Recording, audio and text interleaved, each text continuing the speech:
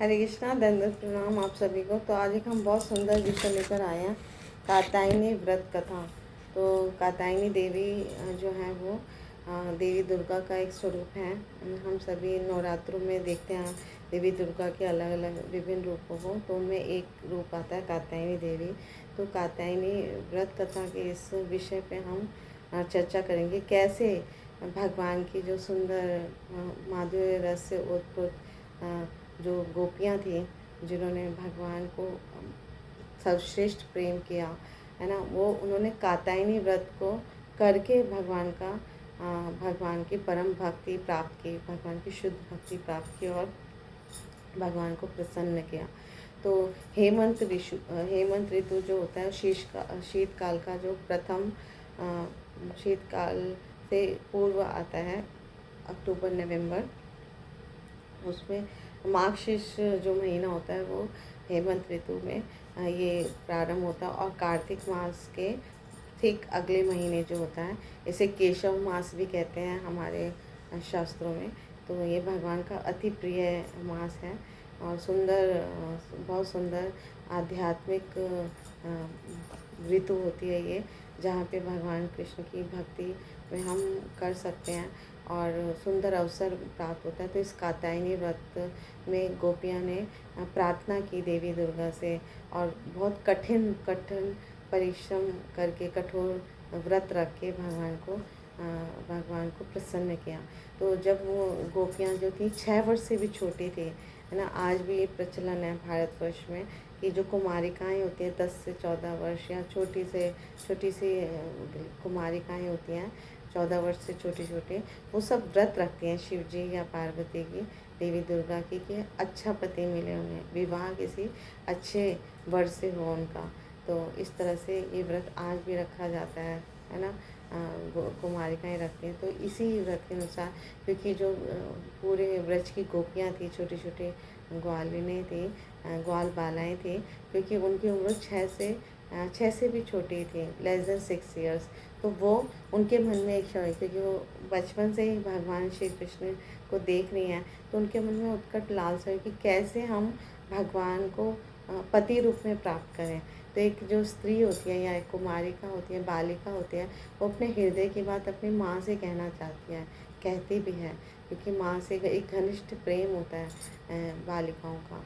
तो इसी संदर्भ में वो कुमारिकाएँ देवी दुर्गा के जो प्रति मूर्ति हैं कात्यायनी देवी, उनका व्रत रखने का निश्चय करती हैं कि हम देवी दुर्गा कात्यायनी माँ का व्रत रख के माँ से मांगेंगे कि हमें भगवान श्री कृष्ण को पति रूप में दीजिए, पति रूप में बनाए। तो इसके लिए वो कठोर व्रत रखती हैं। कैसे? पूरा महीना वो हविष्यान ग्रहण करती है। हविष्यान क्या होता है? मूंग दाल में राइस डाल के, चावल और मूंग दाल का खिचड़ी बना के, थोड़ा सा हल्दी नमक ऐसे मसाले डाल के, बस थोड़ा सा उसको खिचड़ी बना के रोज़ सेवन करना। तो उबाल कर इसे, है ना, डाल के इसको रोज़ अर्पित करके नैवेद्य रूप में, और फिर उसके बाद भगवान का पूजा अर्चना करके तब इसे पाते थे।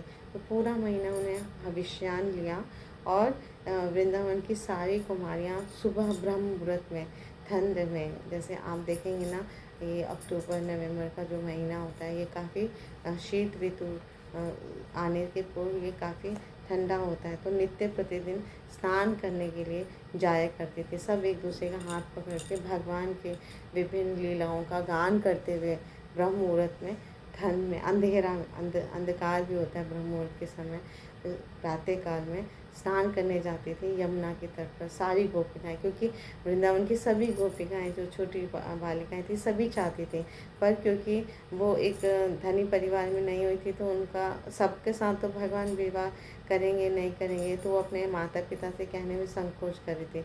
पर उन्होंने सोचा कि अगर हम व्रत रख के देवी को प्रसन्न करेंगे तो वो हमारे लिए कुछ अरेंजमेंट करेंगे, क्योंकि हम डायरेक्ट नंद बाबा से नहीं कह सकते ये मन की बात, यशोदा मैया से नहीं कह सकते। तो वो फिर एक इनडायरेक्ट अप्रत्यक्ष साधन ढूंढती हैं भगवान को पाने का। तो वो देवी कात्यायनी की पूजा करती हैं। तो यमुना यमुना जल में स्नान करने के बाद वो बालू की प्रतिमा बनाकर है ना, बालू से यमुना के किनारे बालू से प्रतिमा बनाकर वो उनकी पूजा करती थी। देवी कात्यायनी का आवाहन करके उनकी पूजा करती थी।